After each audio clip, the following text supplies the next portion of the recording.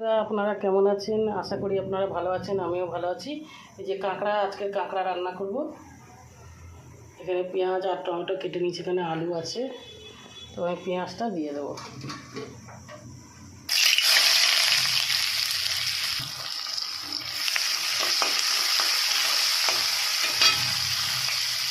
এই মশলাটা করে নেব, একটু রসুন, জিরে আর গোলমরিচ। পেঁয়াজ ভাজা ভাজা হয়ে গেছে, এই মশলাটা দিয়ে দেবো।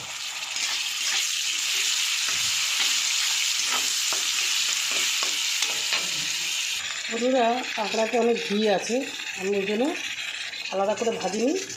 মশলার মধ্যে আমি দিয়ে দিচ্ছি, এর মধ্যেই ভাজা হয়ে যাবে, আমি আলাদা করে ভাজিনি।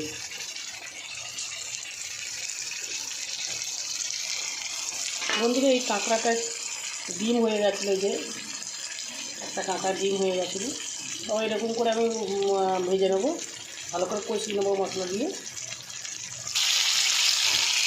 ডিম হয়েছে কাঁকড়াগুলো, টমেটো দিয়ে দেবো,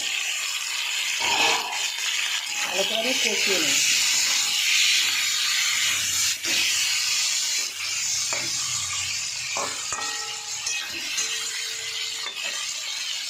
এইগুলো জ্বালাগুলো দিয়ে দেবো।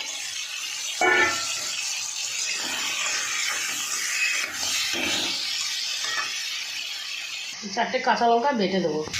বন্ধুরা, আমি নুন আর হলুদ গুঁড়ো আর লঙ্কা বাটাটা দিয়ে দেবো।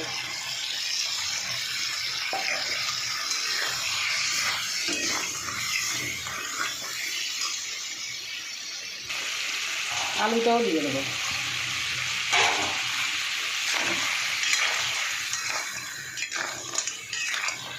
ভালো করে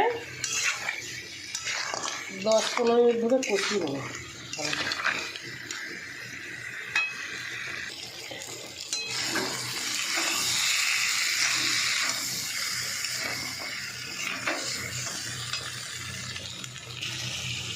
মশলা বেটেছি, ওই জলটা দিয়ে দেবো।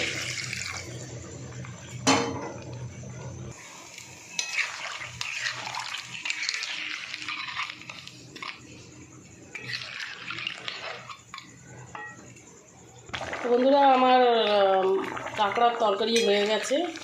তো আমার ভিডিওটা যদি আপনাদের ভালো লাগে, আপনারা লাইক, শেয়ার, কমেন্ট করে দেবেন বন্ধুরা। নমস্কার বন্ধুরা।